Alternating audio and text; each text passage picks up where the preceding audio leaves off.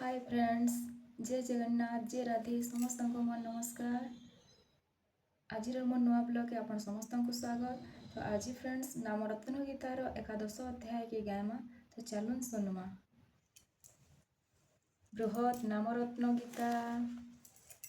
आदौ देवकी देवी गर्भजनं गोपी गृहे वर्धनं मायापुतन जीवितापवर्णं गोवर्धनं धारणं कंसं छेदनं कैरवादिहनं कुन्तीसुतः पालनम् एत भगवतं पुराणं कथितं श्रीकृष्णलीलामृतम् अनाम्न जायते नामै नामास्यक्षरसम्भव अक्षरा जायते मूर्तिमन्त्रं प्रकाशयेत्। एकादश अध्याय।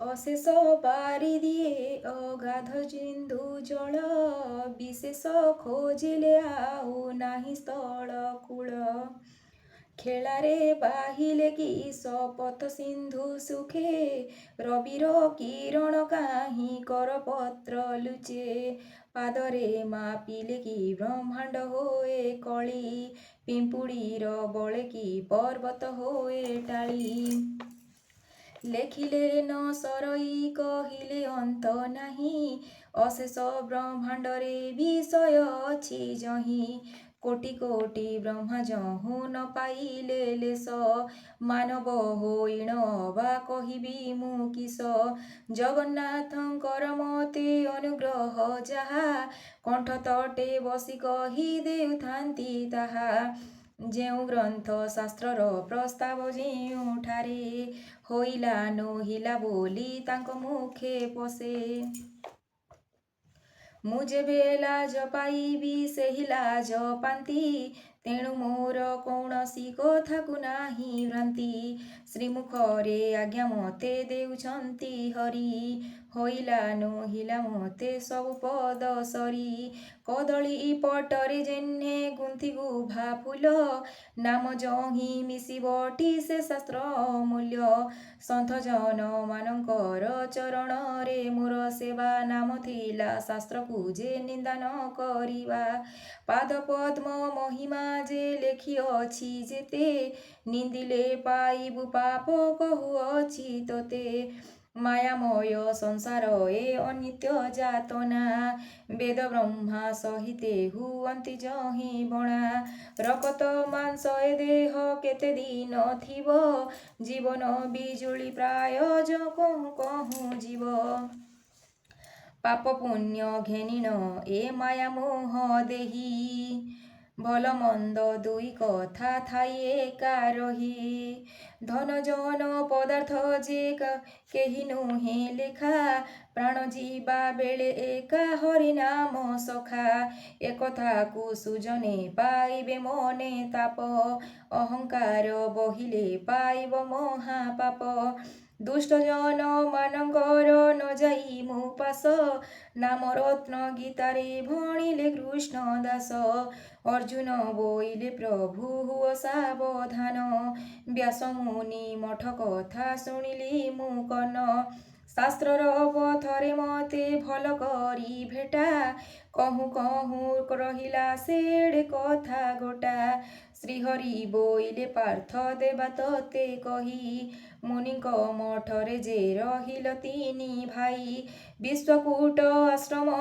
ଯେ ମାୟାଧର ମଠ ସେଠାକୁ ଯେ ଫିଟିଅଛି ସ୍ୱର୍ଗପୁର ବାଟ ବାହାରକୁ ଦିଶୁଅଛି ପତ୍ରକୁଟି ପ୍ରାୟ ଭିତରେ ପଶିଲେ ଦିଶେ ବାରସ୍ୱତୀ ମୟେ ମନୋହର ମଠ ସେ ଯେ ପଟାନ୍ତର ନାହିଁ ସ୍ୱର୍ଗ ମଧ୍ୟ ତିନିପୁର ଲୋକ ଛନ୍ତି ରହି ବେନିପଦ ଶିଷ୍ୟ ଯେ ଅଛନ୍ତି ବ୍ୟାସ ପାଶ ସେହି ମଠ ଭିତରକୁ ସବୁ କରି ବାସ ଏମନ୍ତେଣ ଅନେକ ବ୍ରାହ୍ମଣ ତହିଁ ଥାନ୍ତି ଯେ ଯାହାର ଯେତେ ଇଚ୍ଛା ତେତେ ଥାବ ପାନ୍ତି ବିଶ୍ୱକର୍ମା ନିର୍ମାଣ ଯେ ପଣ୍ଟକୁଟି ଭଲା ପିଣ୍ଡା କୋଠା ପ୍ରାଙ୍ଗଣ ଗମ୍ଭୀରି ଅଛି ମେଲା ତପୀଙ୍କର ମହିମା ଯେ କେତେ ଅସମ୍ଭବ ସେ ମଠରେ ଅଛି ସବୁ ଲୋକଙ୍କ ହିଁ ଠାବ ସମଦଣ୍ଡ ଘେନି ଯେବେ ଇନ୍ଦ୍ର ହିଁ ବାନ୍ଧିବ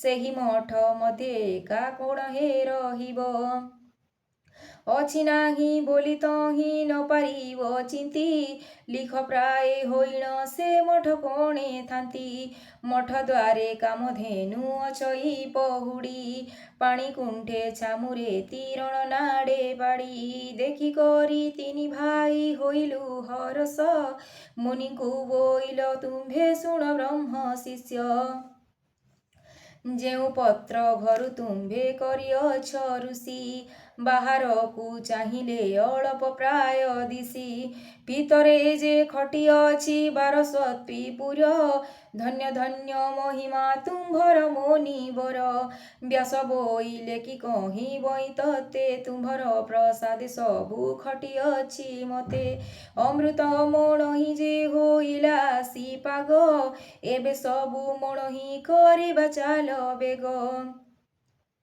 ଆଚମନ ସାରିଣ ତାମ୍ବୁଲ କଲୁ ପାନ ବ୍ୟାସଙ୍କର ମୁଖ ଚାହିଁ ବୋଇଲୁ ବଚନ ବଡ଼ାଇ ପୂର୍ବ ମୁନି ବୁଝିଲୁ ତୋ କଥା ଆନକୁ ଗୋଚର ଏ ତନୁ ହୋଇ ସର୍ବଥା ବିଶ୍ୱକର୍ମା ନିର୍ମାଣ ଅପୂର୍ବ ମଠ ଗୋଟି ବାହାରକୁ ଦିଶଇ ଅପୂର୍ବ ପ୍ରାୟ ସେଠି ଭିତରକୁ ଚାହିଁଲେ ଅମୂଲ୍ୟ ଦିଶୁଅଛି ସ୍ୱର୍ଗ ମର୍ତ୍ତ୍ୟ ପାତାଳ କୋଣ କେଥିବ ଲୁଚି ଆବର କଥାଏ ସୁର ବ୍ରହ୍ମାଙ୍କର ଶିଷ୍ୟ ଅଣାକାର ପୁରୁଷ ଅପୂର୍ବ ତତେ କିସ ଏହା ଶୁଣି ବ୍ୟାସଙ୍କର ହରଷିତ ମନ ଶ୍ରୀମୁଖକୁ ଚାହିଁ କରି ବୋଲନ୍ତି ବଚନ କାମଧେନୁ ଗୋଟାଏ ଯେ ଅଛି ଆମ୍ଭ କତି କପିଳାଙ୍କ ନନ୍ଦିନୀ ସେ ଆଦି ଦୈବତୀ ଏହାଙ୍କର କଲ୍ୟାଣୁ ଯେ ସମସ୍ତ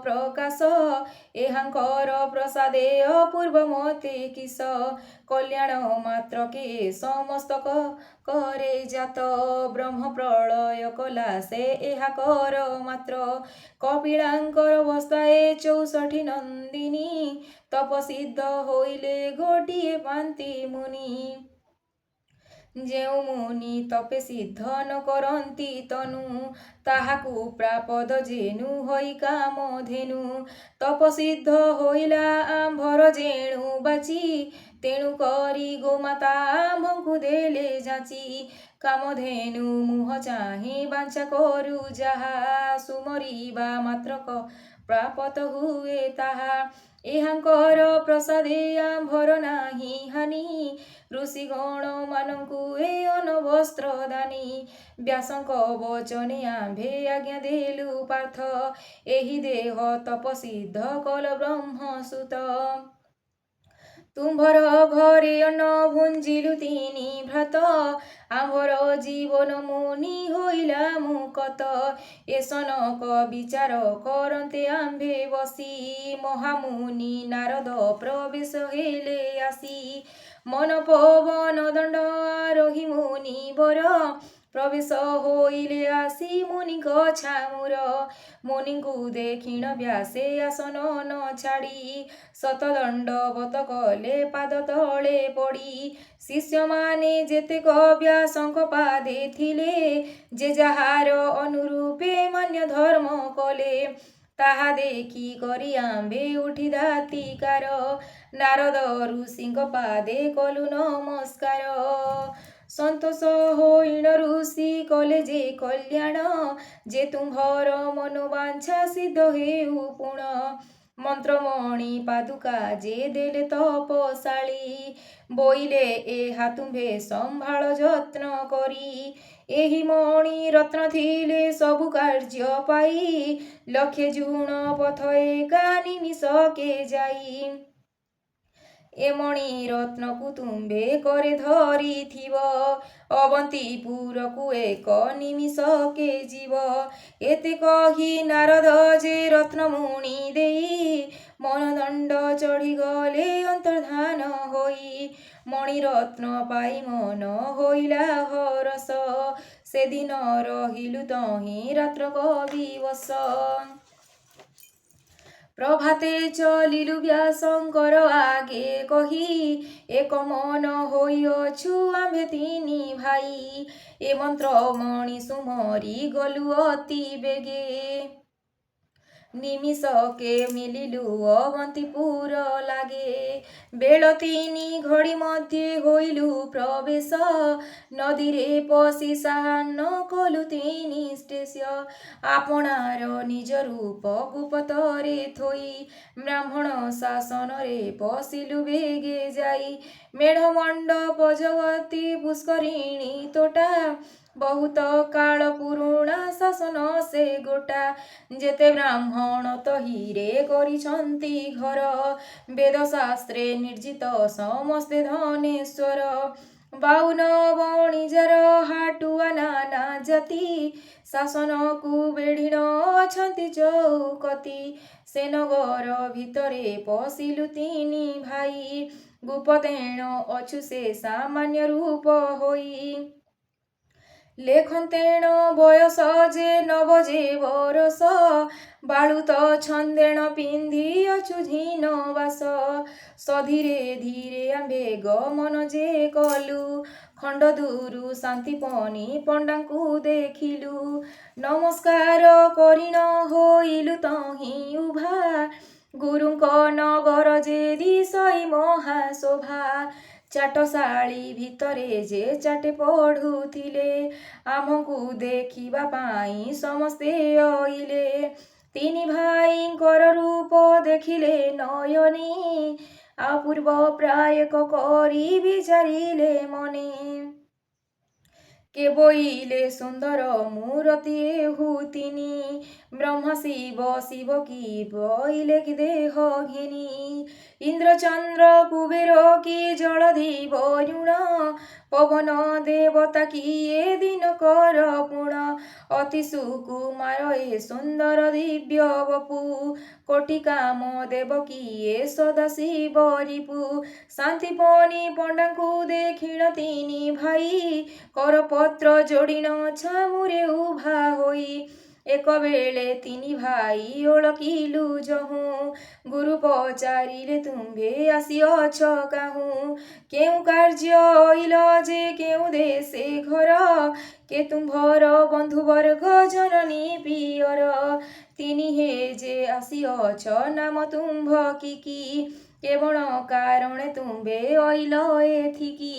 ଗୁରୁଙ୍କ ବଚନ ଆମ୍ଭେ ହୋଇଲୁ ହରଷ 3 ଭାଇଙ୍କର ଘର ମଧୁବନ ଦେଶ।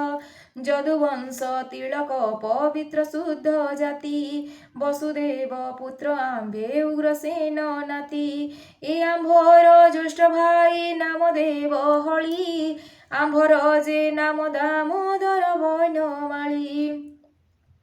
ଏ ଆମ୍ଭର ସାନ ଭାଇ ସୁଦାମର ଚାଟ ଉଗ୍ରସେନ ବଂଶ ଏ ଯେ ଯଦୁବଂଶ ପାଟ। 3 ଗୋଟି ଭାଇ ଆମ୍ଭେ ଏକଠାବେ ଥାଉ ଯେ ବଣ ଠାବକୁ ଯାଉ ଏକାବେଳେ ଯାଉଁ। ପିତା ଆମ୍ଭ ବସୁଦେବ ନନ୍ଦ ମହୀପତି ମାତାଙ୍କର ନାମ ଯେ ଦେବକୀ ଯଶୋବନ୍ତୀ। ସେ ବୋଇଲେ ଯାଅ ତୁମ୍ଭେ ଅବନ୍ତିପୁରକୁ ବିଦ୍ୟା ପଢ଼ି ଆସିଅଛୁ ତୁମ୍ଭରି ଛାମୁକୁ। କହିବାର ବାଗେ ଗୁରୁ ନ ଜାଣିଲେ ତଥ୍ୟ ବଚନରେ ଭ୍ରମ ତାଙ୍କୁ କଲୁ ବୀର ପାର୍ଥ। ଗୁରୁ ବୋଲେ କେଉଁ ବିଦ୍ୟା ଶିଖିବାକୁ ମନ ସେହି ବିଦ୍ୟା ଶିଖାଇବା ଇଚ୍ଛା ସୁଖେ ଘେନ। ଆମ୍ଭେ ବୋଇଲୁ ଗୁରୁ ଅକ୍ଷରତି ବିଦ୍ୟା ସାଧି ନବନାଟ 34 ଅଙ୍କ ପାଠ ବିଧି। ଏହା ଶୁଣି 3 କି ଯେ ପାଖରେ ବସାଇ ଶ୍ରିୟା ଦେବୀ ପୂଜା କଲେ ଧୂପ ଦୀପ ଦେଇ। ଶ୍ରୀଫଳ ଅକ୍ଷତ ଦୁବ ନବତନ ବାସ ବିନାୟକ ପୂଜି କଲେ ବିଦ୍ୟା ଉପଦେଶ।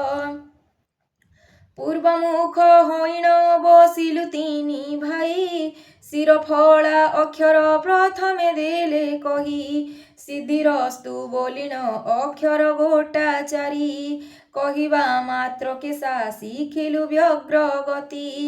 ଯୋଡ଼ିବେନି ଅକ୍ଷର ବୋଇଲୁ ମନେ ରହ ଗୁରୁଙ୍କୁ ବୋଇଲୁ ଆମ୍ଭେ ଅଙ୍କ ଫଳା କହ।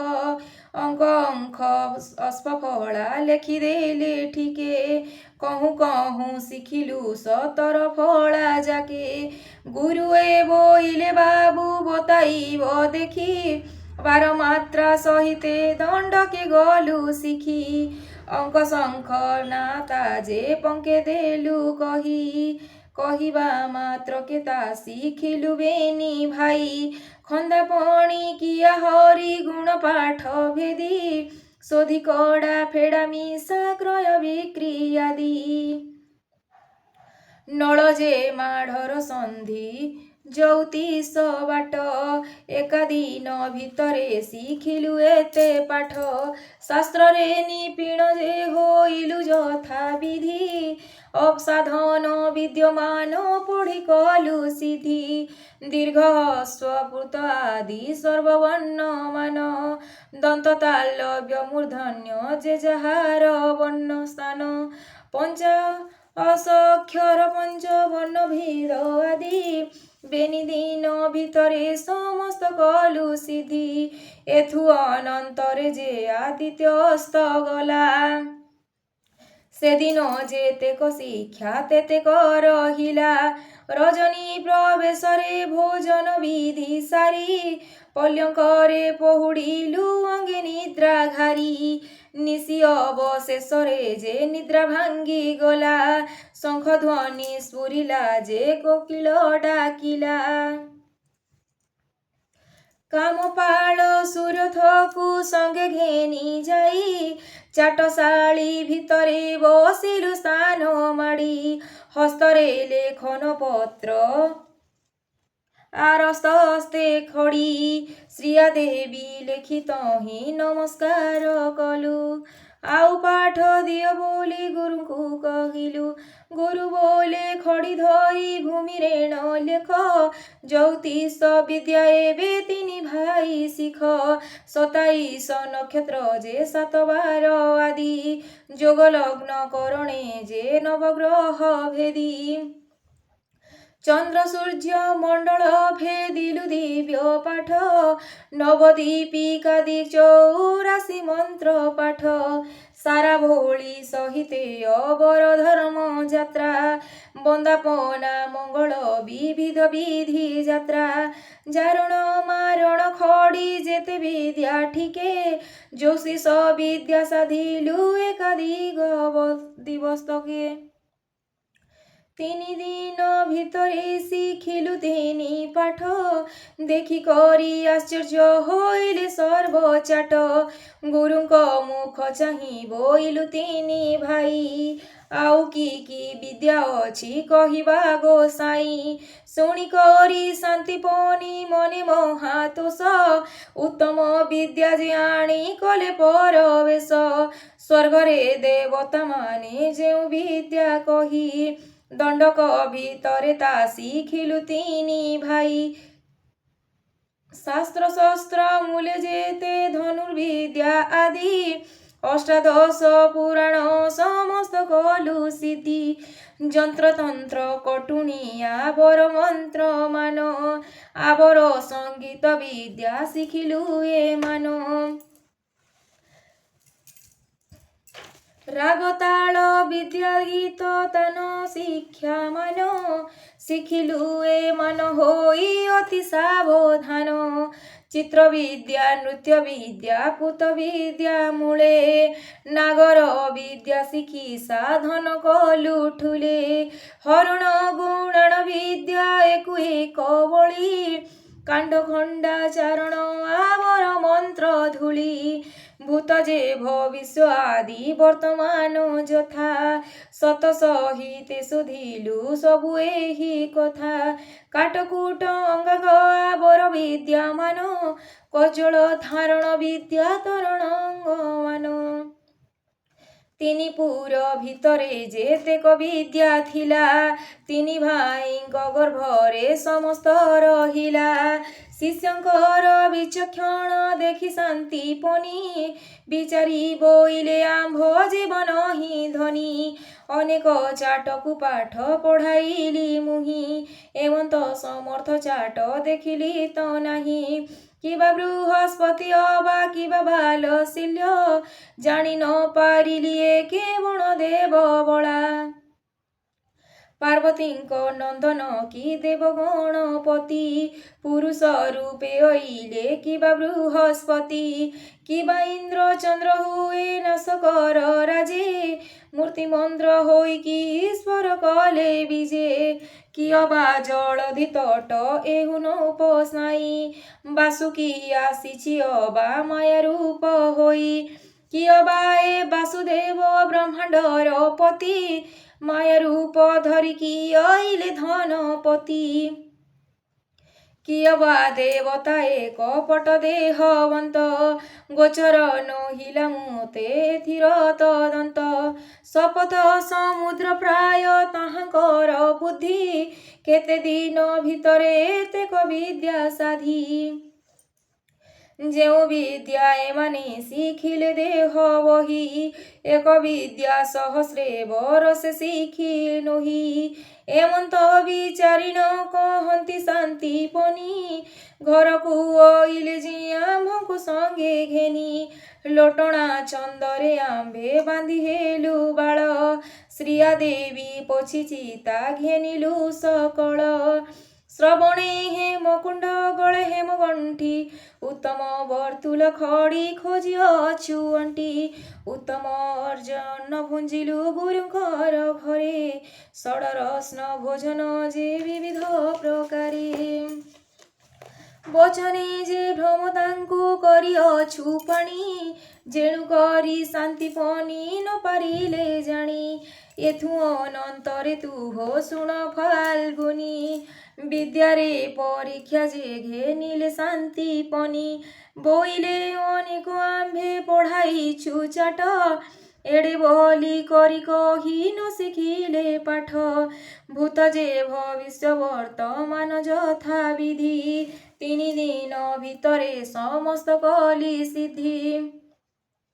ଏତେ ବୋଲି ଶ୍ରାଫଳ ଗୋଟିଏ ଘେନି କରି, ଆମ୍ଭର ଶ୍ରୀହସ୍ତେ ଆଣି ଦେଲେ ଶାନ୍ତିପନି।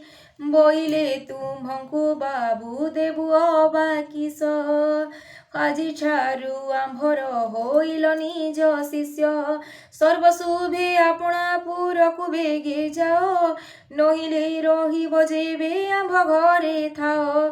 ତୁମ୍ଭଙ୍କୁ ଛାଡ଼ି ଦେବାକୁ ନ ବଳଇ ଚିତ୍ତ, ଦେଖିବାର ବେଳୁ ମୋ ମୋହିତ ହେଲା ଚିତ୍ତ।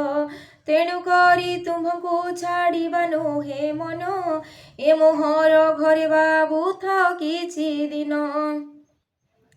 ଆମ୍ଭେ ତାଙ୍କୁ ବୋଇଲୁ ଅଇଲୁ ଯହିଁ ପାଇ, କାର୍ଯ୍ୟ ସିଦ୍ଧି ହୋଇଲା ତ କି କରିବୁ ଥାଇ। ଜ୍ଞାନବନ୍ତ ହୋଇଲୁ ତୁମ୍ଭଙ୍କୁ ଆଶ୍ରେ କରି, ତୁମ୍ଭେ ଆମ୍ଭ ଶିକ୍ଷା ଗୁରୁ ପିତା ସମସରି। ଯେତେକ ଅର୍ଜିବୁ ଆମ୍ଭେ ଧର୍ମ ଜୟ ବିତ୍ତ, ଧର୍ମଶାସ୍ତ୍ର ପ୍ରମାଣେ ତୁମ୍ଭର ସିନା ଶେତ। ଶୁଣିକରି ଗୁରୁମନି ହୋଇଲେ ସନ୍ତୋଷ, ବୋଇଲେ ଆମ୍ଭର ତୁମ୍ଭେ ଅଟ ଧର୍ମ ଶିଷ୍ୟ। ଏବେ ତୁମ୍ଭେ ଆପଣା ରାଜ୍ୟକୁ ଫେରି ଯାଅ, ସବୁଦିନ ଆମ୍ଭକୁ ସୁଦୟା କରିଥାଅ। ଏତେ ବୋଲି ଗୁରୁମନି ହରଷ ହୋଇଲେ, ଦୀନକୃଷ୍ଣ ଦାସ ଏହା ଗୀତରେ ଭଣିଲେ। ଇତି ଶ୍ରୀ ନାମରତ୍ନ ଗୀତାୟାଂ ଶ୍ରୀ ହରି ଅର୍ଜୁନ ସମ୍ବାଦେ ଶ୍ରୀକୃଷ୍ଣ ବିଦ୍ୟା ସାଧନେ ନାମ ଏକାଦଶୋऽଧ୍ୟାୟଃ।